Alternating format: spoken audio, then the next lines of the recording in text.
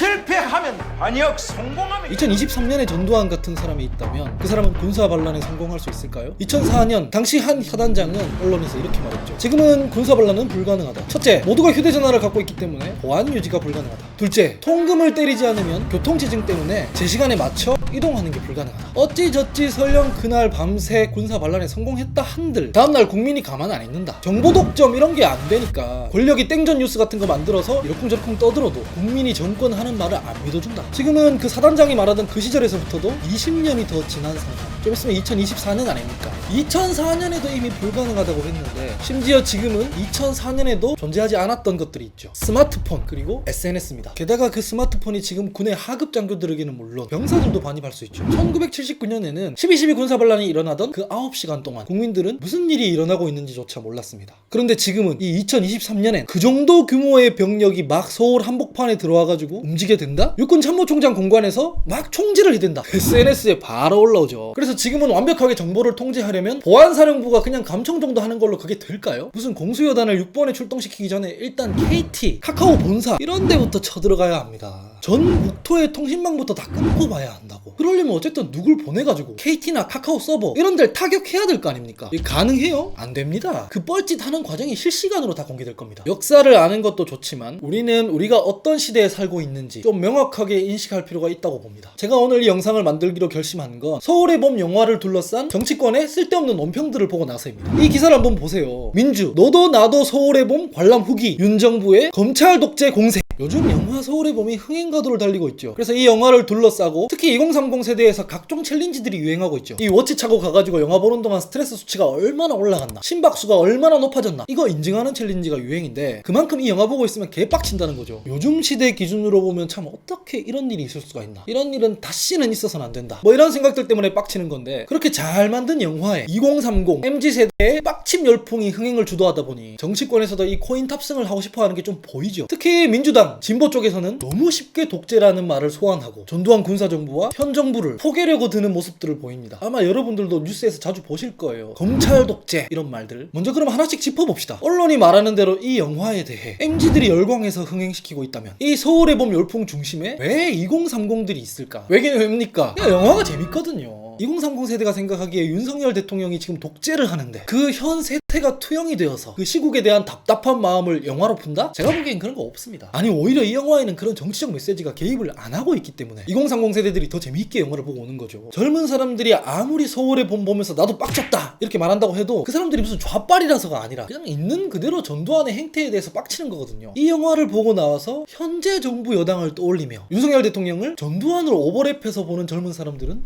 거의 없을 거다. 너무 당연한 이야기인데 윤석열 대통령은 군사반란으로 집권한 게 아니거든요.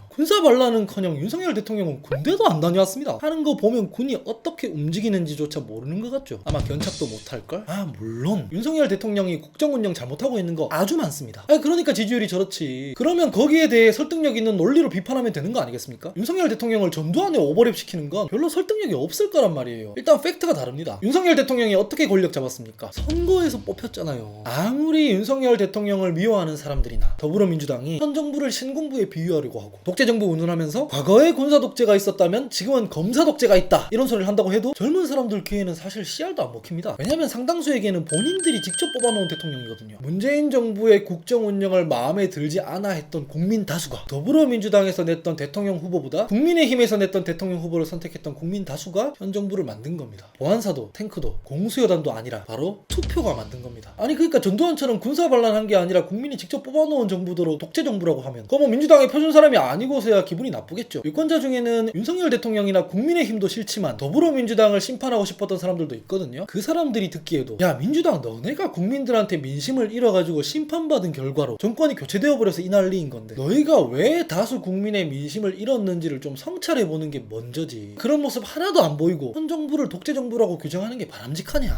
니네가 합법적으로 뺏긴 거 아니냐. 이런 반발심이 들 거란 말이에요. 그런 반발심이 들면 그분들이 저희한테 다시 마음을 주겠습니까? 있습니까? 다시 말씀드립니다만 물론 저도 윤석열 대통령이 국정 운영을 오질나게 못한다고 생각하고 있어요. 이거 진짜 독재 아닌가 싶을 만큼 너무 막 나간다고도 생각하고 있습니다. 자기 당에서 선출된 당대표도 막 쫓아내잖아. 검찰 권력 동원해가지고 막 정적 찍어내기 막 하지 않습니까? 제멋대로잖아요. 하지만 그렇다고 윤석열 대통령이 전두환이 했던 것처럼 땡전 뉴스나 보도 지침 같은 거 만들어가지고 언론이 자기들 원하는 거 아니면 아예 실지도 못하게 하고, 자기 비판하는 사람은 공안경찰이나 정보기관 동원해가지고 막 쥐도새도 모르게 잡아가두고 비합법적으로 때리고 고문하고 이래가지고 순식간에 간첩으로 만들어버리고 못합니다. 아무리 검찰 권력을 갖고 있어도 말이죠. 검찰이 누구를 수사하고 기소하고 그럴 수는 있는데 그 과정에서 뭐 정적 제거에 무리하게 권한을 남용하고 뭐 선택적 수사, 선택적 기소 이런 걸 할 수는 있습니다. 그러고 있다고 보여져요 지금. 하지만 그래도 첫째, 법원에서 견제합니다. 전두환 때는 법원에서도 제대로 견제 안 했죠. 군사 독재라는 게 가능하려면 국가 권력으로 자기 정치적 정적만 찍어내는 게 아니라 국가 폭력으로 국민도 찍어 누를 수 있어야 한다는 겁니다. 검찰이 일반 국민들한테 그런 거 한다고 생각해봐요. 난리 나지. 경찰 동원하고 검찰을 100명을 풀든 1000명을 풀든 공안경찰이 그냥 쥐도새도 모르게 잡아갔을 때랑 달리 일반 국민들 함부로 못 잡아갑니다. 법원에서 영장 받아야 돼요. 근데 법원에서 검찰 하자는 대로 마냥 해주지를 않아요. 구속영장 낸다고 뭐 구속 다 시킬 수 있습니까? 둘째, 독재라는 건 법원에서도 국회에서도 막지 못하는 권력을 독재라고 하죠. 그런데 지금 윤석열 대통령이 유신헌법 같은 거 통과시킬 수 있습니까? 전두환이 했던 4.13 호언조치 같은 거, 그 윤석열 정부가 지금 체육관 선거해가지고 계속 권력 연장하려고 드는 거 할 수 있습니까? 못해요. 몇 년 지나면 저런 것도 끝입니다. 헌법은커녕 그냥 법률 개정 한번 하는 것도 국회에서 동의 안 해주면 못합니다. 윤석열 정부가 폭정을 할 수는 있어요. 하지만 그건 독재는 아니에요. 그럼에도 불구하고 반복해서 말씀드립니다만 그 정적 찍어내기도 잘하는 짓이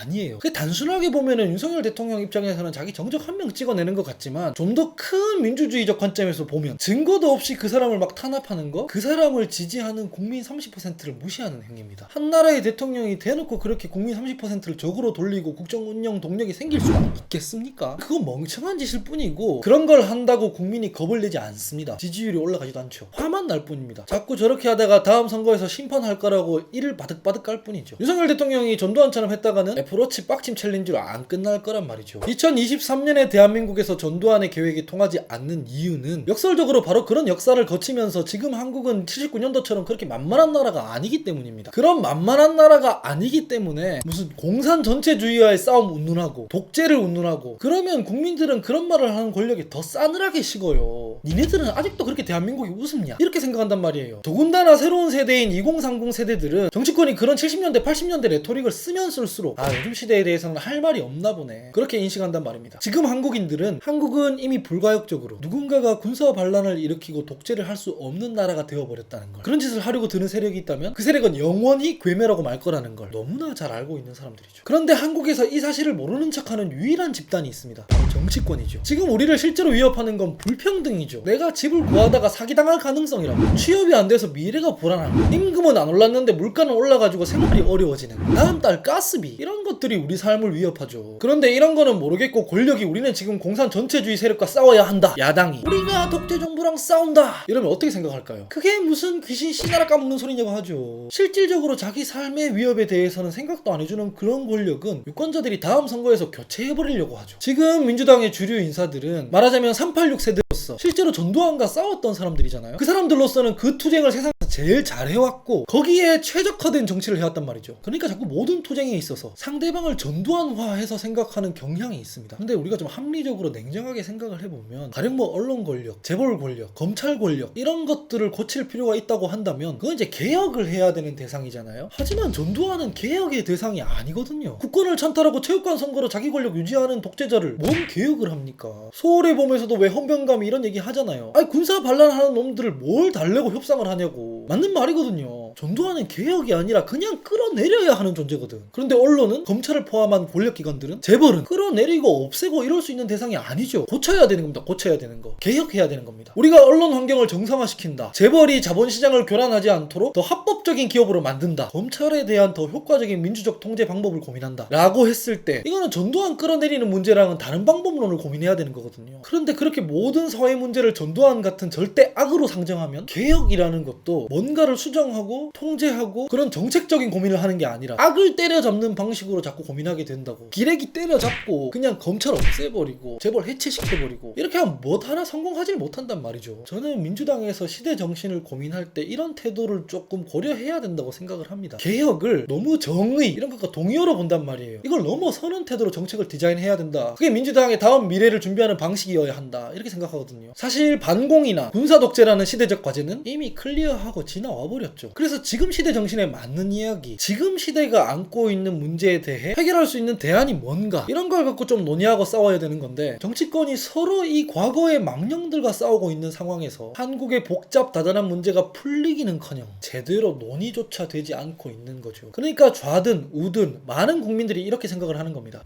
정권을 바꿔놔도 도대체가 변하는 게 없구나. 그래서 정치를 혐오하고 외면하는 겁니다. 날이 갈수록 극단적이고 편향적인 이야기들만 기승을 부리고 균형 잡힌 태도와 합리적인 주장이 소멸해 가고 있는 이런 시대에 결국 극단이란 덩치에 치이지 않을 정도로 합리의 덩치도 키워야 한다고 생각합니다. 제가 이 유튜브를 하는 이유입니다. 제가 가능한 억지실들을 하지 않고 팩트에 입각해서 손해를 봐가면서도 할 말은 하고 그런 태도를 유지하려고 하는 이유이기도 합니다. 이 정치권에서 지금 고장나버린 이 반성이라는 기능을 고치고 그 반성이란 기능을 통해서 혹시 잘못된 경로를 가고 있으면은 가고 있는 방향을 올바른 경로로 수정할 줄도 알게 결국 각자의 정당을 합리적으로 바꿔야 해요. 한국의 인구는 5,100만 명인데 양극단에서 가장 목소리가 큰 수십만에서 100만, 이 사람들에 의해서 막 전체 공론장이 좌지우지되고 이 사람들끼리만 막 싸우고 있다면 결국은 우리 정치권이나 언론이나 담론이나 공론장에는 공산 전체주의 세력과의 싸움, 독재정부 타도, 이런 철진한 이야기만 계속 될 거거든요. 이런 낡은 얘기들, 지나간 얘기들, 지금 시대의 문제를 풀지도 못하는 이런 얘기 대신 진짜 이 시대에 맞는 공론 주제가 올라오고 지금 시대의 문제를 해결하기 위한 그런 논의를 이어가게 하려면 균형 잡힌 사람들, 합리적인 사람들, 이런 사람들이 더 많이 뭉쳐야 한다고 저는 생각합니다. 저도 하는 데까지는 해보겠습니다. 구독으로 힘을 보태주셨으면 감사하겠습니다. 혹시 제가 편향적으로 변하거나 거짓말을 하거나 억지를 쓰거나 그렇게 된다면 언제든 구독을 끊으셔도 좋습니다. 오늘은 여기까지. 다음 영상에서 뵙겠습니다. 감사합니다.